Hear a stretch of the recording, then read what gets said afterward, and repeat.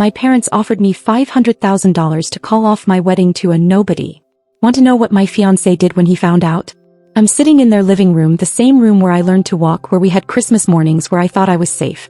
And my father is sliding a cashier's check across the mahogany coffee table toward me. The amount is right there in bold numbers. $500,000. This is your last chance, Sophia, my mother says, her diamond bracelet catching the light. Take the money. End this embarrassment. We'll find you someone appropriate. My fiancé Daniel is at home right now, probably fixing our landlord's leaky faucet because that's who he is. He helps people. He fixes things. He makes $38,000 a year as an IT support specialist. And my parents think that makes him nobody. Let me tell you about Daniel Chin before I tell you what my parents tried to do to us. We met 3 years ago at a coffee shop where he was helping the elderly owner set up her new point-of-sale system for free. On his day off. Just because she'd mentioned she was struggling with technology. I was there picking up my usual overpriced latte before heading to my job at my father's commercial real estate firm. Daniel was on the floor behind the counter, patiently explaining to this 70-year-old woman how the iPad system worked, writing down instructions in large print so she could reference them later. When he stood up, he had dust on his jeans and the biggest smile I'd ever seen. "All set, Mrs. Chin," he said. "No relation," he told me later. He just called everyone in his parents' generation by respectful titles. We started talking. He bought my coffee even though I probably made 5 times his salary. We talked for 2 hours about everything except money or status or any of the things my parents had taught me mattered. 6 months later, he proposed with a ring he'd saved for over a year to buy. It wasn't huge. But when he got down on one knee in that same coffee shop with Mrs. Chin crying happy tears behind the counter, it was perfect. My parents' reaction was not perfect. "He's a support technician?" My mother said the words like they tasted bad. "Sophia, you were raised for better than this. Better than this. Better than a man who worked 2 jobs to help his parents pay off their restaurant. Better than someone who spent his weekends volunteering to teach seniors how to use smartphones. Better than a person who loved me, not for my trust fund or my last name." My father was more direct. "This is a phase. You're 32, your biological clock is ticking, and you've made an emotional decision. We need to correct this before it's too late. Correct this. Like Daniel was a mistake in a spreadsheet." I tried introducing them properly. Invited them to dinner at Daniel's tiny apartment where he cooked this incredible meal with ingredients from his parents' restaurant. He was nervous, asking me 3 times if the seasoning was right, if the table looked okay with the mismatched chairs.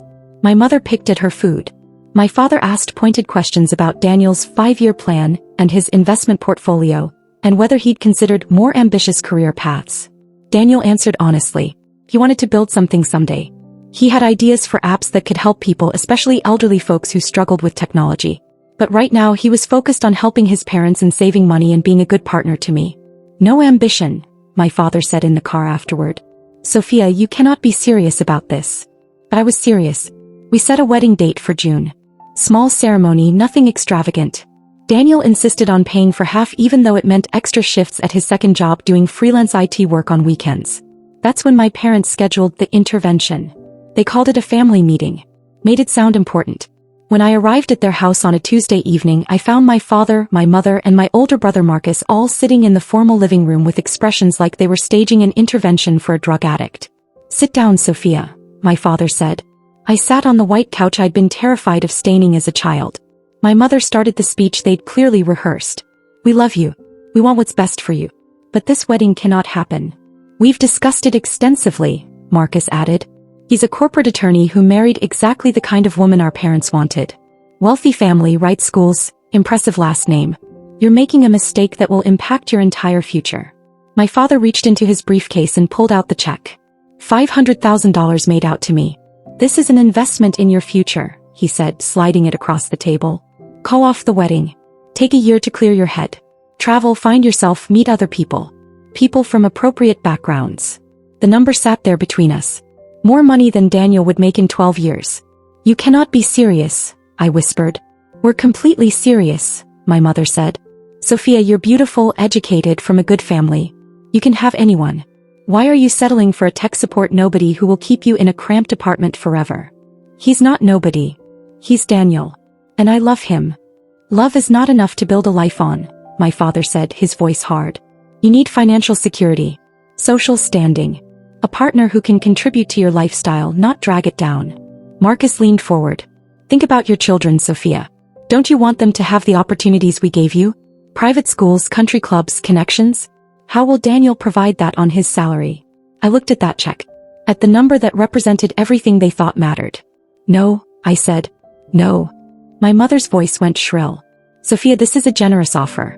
Most parents wouldn't be this understanding. I said no. I'm marrying Daniel in June. My father's face went cold.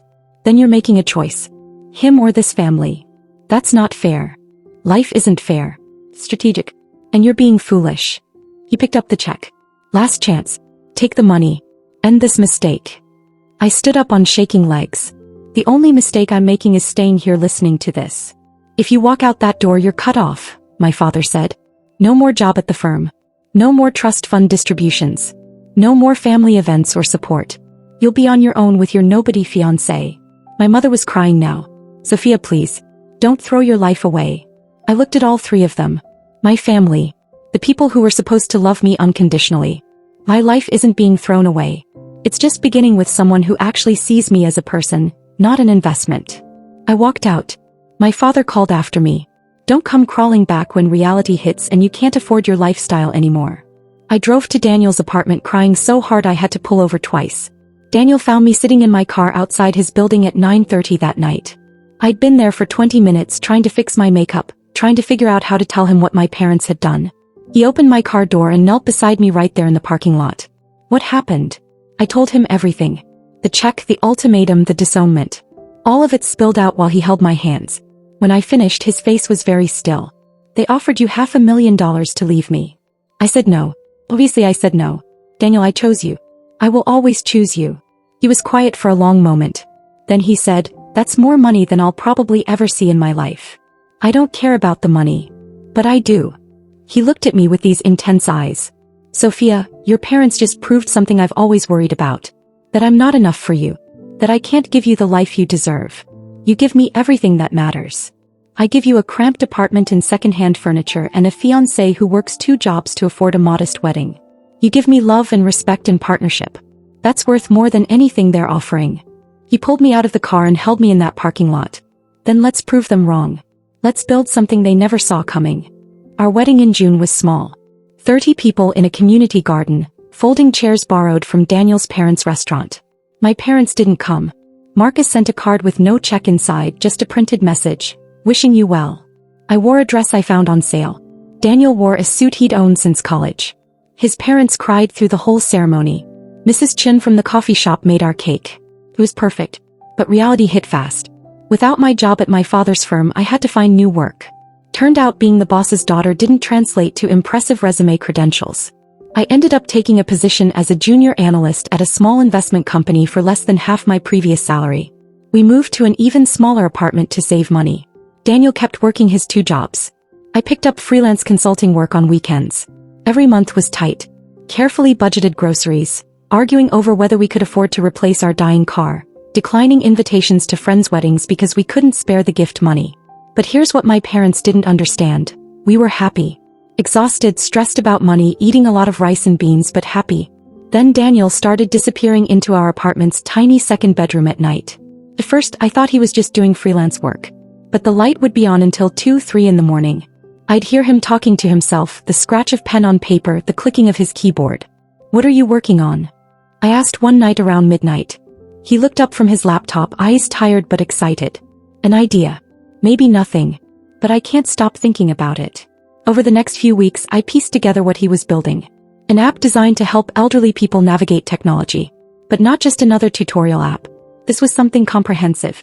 A service that combined simple interfaces with real human support, connecting seniors with patient tech helpers who could walk them through everything from smartphones to online banking. Look at Mrs. Chen, Daniel explained one night, his words spilling out fast with enthusiasm.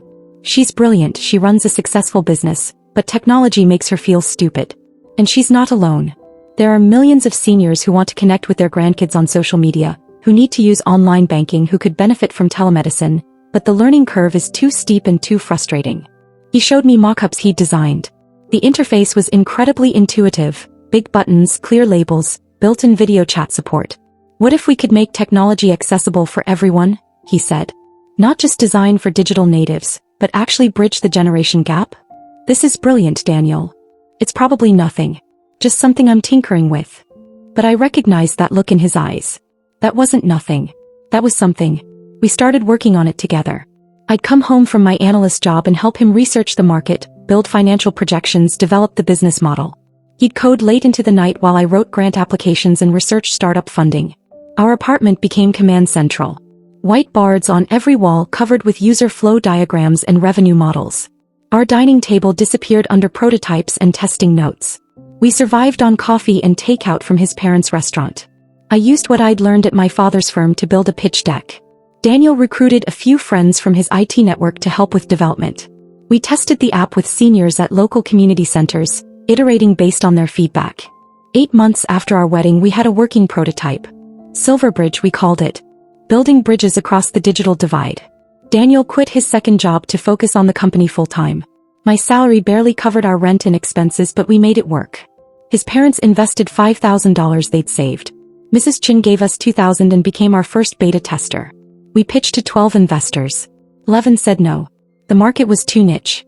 Seniors wouldn't pay for technology services. The unit economics didn't make sense.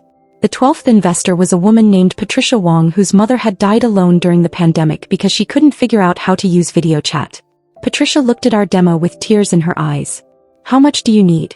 "We're seeking $150,000 for a seed round," Daniel said, his voice steady even though I could see his hands shaking. "I'll give you $300,000 for 15% equity." We launched 6 months later. The first month we had 200 users. By month 3 we had 5,000. Seniors loved having real people available to help them, not just tutorials.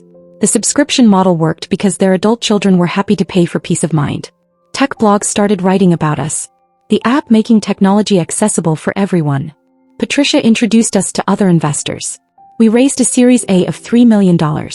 We hired 15 people, moved into a real office, and started expanding our services. Daniel still insisted on personally answering support calls at least once a week. He'd spend an hour helping someone set up their email and come back to the office with stories that made everyone laugh and cry. Year 2 we hit 50,000 subscribers. Major telecom companies started reaching out about partnerships. We expanded internationally. Daniel's face appeared on a Forbes 30 under 30 list. We moved into a better apartment. Not luxury, but we had a spare bedroom that wasn't an office. We bought a reliable car. We could afford to fly to conferences without checking our bank account first. But Daniel never changed. He still wore his college suit to investor meetings until I made him buy new ones. He still helped Mrs. Chin with her POS system. He still drove his parents to their medical appointments. Year 3 we got the call that changed everything. A major tech company wanted to acquire Silverbridge. The offer was staggering. Enough that we'd never worry about money again. Enough that my parents' $500,000 bribe would look like pocket change. Daniel and I sat in our lawyer's office reviewing the terms. His hand found mine under the table. "What do you think?" he asked. "I think we built something that helps people. And they'll keep helping people with more resources behind them." We accepted the offer. The morning the acquisition was announced, my phone lit up with messages. Friends I hadn't heard from in years. Business contacts. Random people congratulating us. And a text from my mother. "Saw the news. Congratulations." Daniel found me on our apartment balcony that evening, staring at my mother's text. "They reached out," he asked. I showed him the message. He read it and handed my phone back. "Do you want to respond?" "I don't know what I want." 3 years. 3 years of silence. They'd missed our wedding, our struggles, our victories. They'd chosen money and status over their daughter. And now that we had what they valued, suddenly they cared again. More messages came over the next few days. My father sent a formal email congratulating us on our business success. Marcus called and left a voicemail suggesting we should reconnect as a family. I didn't respond to any of them. Then Daniel said something that surprised me. "I think we should have dinner with them." "What? Why?" "Because there's something I need to say to them. Something I should have said 3 years ago but couldn't because I was too busy trying to prove I was worthy of you." His face had that look again. The same one he'd had when he first showed me his app idea. "What are you planning?" "Trust me. I always had." I called my mother back. "Daniel and I would like to take you and Dad to dinner. Marcus too if he's available." The pause on the line was long. "That would be lovely, dear." "When?" "Saturday. 7 o'clock. The Belmont. The most expensive restaurant in the city, the one where my parents used to celebrate major business deals. We'd be delighted." Saturday came. Daniel wore one of his new suits, the expensive ones I'd convinced him to buy for investor meetings. I wore a dress that cost more than our first month's rent in that cramped apartment. We arrived at the Belmont 10 minutes early. The host recognized my father's name and led us to their best private dining room, the one with the view of the city skyline. My parents were already seated. My mother in designer everything, my father in his power suit. Marcus sat beside them looking uncomfortable. Sophia. My mother stood to embrace me, but I kept my distance. She sat back down, hurt flashing across her face. Daniel. My father extended his hand. Daniel shook it firmly. We sat down. A waiter appeared immediately with champagne and menus with no prices. My father ordered for the table without asking what anyone wanted, old habit. So, my mother started brightly, we've been reading about your company. It's quite impressive what you've built. Thank you, Daniel said politely. I always knew Sophia had excellent business instincts, my father said. She learned from the best. I gripped my water glass. Daniel's hand found my knee under the table, steadying. We should have stayed in touch, Marcus said awkwardly. Family is important. Is it? I asked quietly. My mother's smile faltered. Of course it is, darling. We've missed you. The appetizers arrived. Conversation stayed carefully surface level. Business growth, market trends, the tech sector. Nothing real. Nothing about the 3 years they'd erased me from their lives. We made it through the main course with this polite stranger talk. My father told stories about his recent real estate deals. My mother discussed their upcoming trip to Europe. Marcus talked about his promotion. Then dessert came and Daniel reached into his jacket pocket. He pulled out an envelope and placed it on the table in the center, right next to the chocolate souffle we were supposed to share. What's this? My father asked. Open it. My father picked up the envelope, slid out what was inside. His face went very still. $500,000, Daniel said clearly. Made out to you, Mr. Harrison. The table went silent. I don't understand, my mother whispered. Daniel leaned back in his chair and I saw something in him I'd never seen before. Not anger. Certainty. 3 years ago you offered Sophia $500,000 to leave me. You called me a nobody. You told her she was throwing her life away. You made her choose between her family and her future. My father set the check down carefully. Daniel. Let me finish. That money represented everything you thought mattered. Security. Status. The right kind of life with the right kind of person. You couldn't see past my salary or my apartment or the fact that I didn't go to the right schools. Marcus shifted uncomfortably. My mother's eyes were filling with tears. But here's what you didn't understand, Daniel continued. Sophia didn't need your money because she had something better. She had belief. In herself, in me, in what we could build together. While you were trying to buy her away from me, we were building something real. He pushed the check across the table toward my father. So I want to thank you for that offer 3 years ago. Because it taught us something valuable. It showed us exactly what kind of support we could count on. Which was none. And that clarity made us stronger. My father opened his mouth. Closed it. We don't need your money, Daniel said. We never did. But we're settling the account between us. Consider this payment for 3 years of doubt, judgment, and absence. We're clearing the debt so Sophia can move forward without anything owed to you. He stood up. I stood with him. The dinner is paid for, Daniel said. The check is yours to do with as you wish. Donate it. Keep it. I don't care. But our business with you is done. My mother found her voice. Sophia, please. I looked at her. Really looked at her for the first time in 3 years.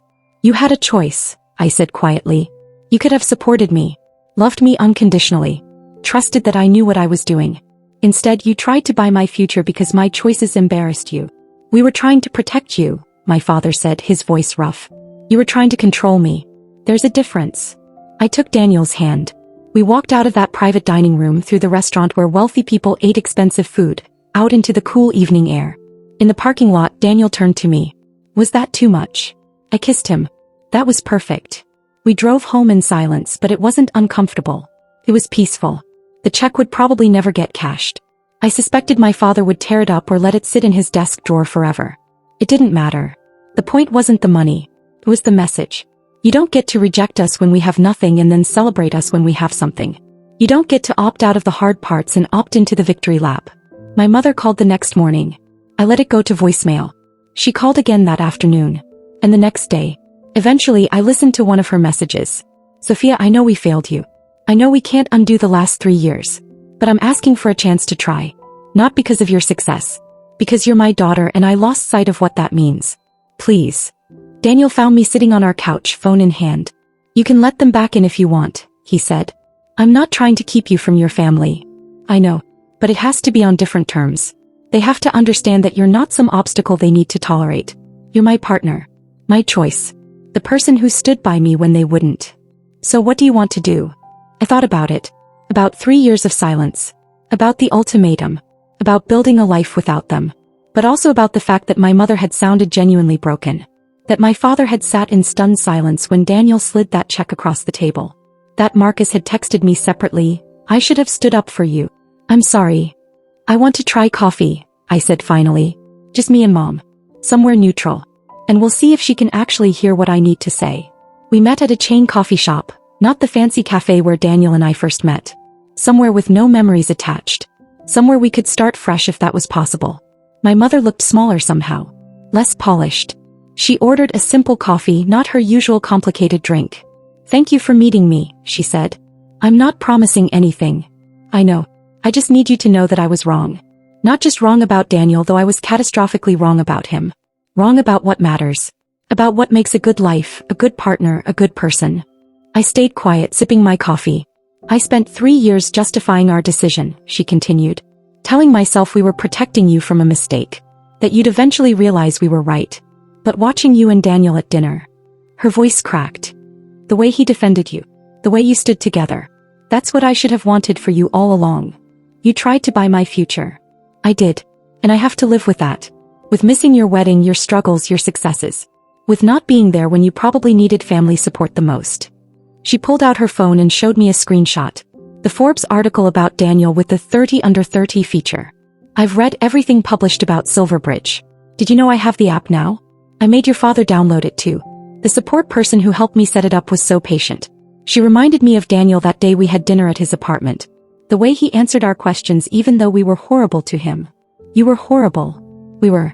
And I don't know if you can forgive that. But I want the chance to do better. Not because of money or status. Because you're my daughter and I failed you." I looked at this woman who'd raised me. Who'd taught me to read and dried my tears and celebrated my achievements. Who'd also tried to buy my compliance when I made a choice she disagreed with. "I'm not ready to fold you back into my life like nothing happened," I said. "That money, that ultimatum, it broke something. And it doesn't just heal because you're sorry now. I understand. But maybe we can try. Foley. Coffee sometimes. Seeing if you can actually accept my life as it is, not as you wish it was." Her eyes filled with tears. "I'll take whatever you're willing to give." We met for coffee twice a month after that. Sometimes it was good. Sometimes old patterns emerged and I had to remind her that criticism disguised as concern wasn't acceptable anymore. My father took longer. He eventually sent a letter, handwritten, apologizing for the ultimatum and acknowledging that Daniel had proved him wrong in every possible way. We had lunch 6 months later. It was awkward, but it was a start. Marcus became an unexpected ally. He admitted he'd stayed silent because he was scared of our parents' judgment too. We rebuilt our sibling relationship slowly, cautiously. But here's what I learned through all of it. Real wealth isn't in a bank account or a trust fund or a check for $500,000. Real wealth is the person who holds your hand when you have nothing and believes you can build something anyway. It's working until 3 in the morning on a dream nobody else sees yet. It's rice and beans eaten in a cramped apartment that feels like home because you're together. It's the faith that love and work and partnership can create something neither of you could build alone. My parents offered me $500,000 to leave Daniel. They thought that was the most valuable thing they could give me. They were wrong. The most valuable thing was their rejection. Because it forced us to prove we didn't need their money or approval or support to build exactly the life we wanted. We built Silverbridge without them. We built our marriage without them. We built our future on our own terms. And when Daniel handed that check back to my father, he wasn't being petty or vindictive. He was drawing a line. This is who we are. This is what we've accomplished. And we did it without you. The app we created helps thousands of people every day. Seniors connecting with grandchildren. People accessing telemedicine. Elderly folks managing their finances independently. That's Daniel's legacy. Not the money. Not the acquisition. The actual help we provide. And my legacy? I'm the woman who chose love over money and built something beautiful anyway. 3 years ago, my parents thought they were offering me an escape route. They didn't understand they were actually setting us free. I'm sitting in our new apartment right now. It's bigger, nicer, in a better neighborhood. But you know what I miss sometimes? That cramped place with the white boards on every wall and takeout containers on every surface.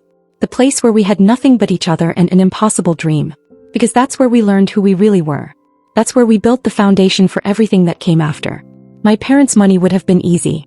comfortable, safe. But it would have cost me Daniel. And it would have cost me myself. So thank you, Mom and Dad, for that $500,000 offer. Thank you for making the choice so clear. Because choosing Daniel was the easiest decision I ever made. And I'd do it again in a heartbeat. If you made it to the end, drop a comment about the biggest risk you've ever taken for love. I read every single one.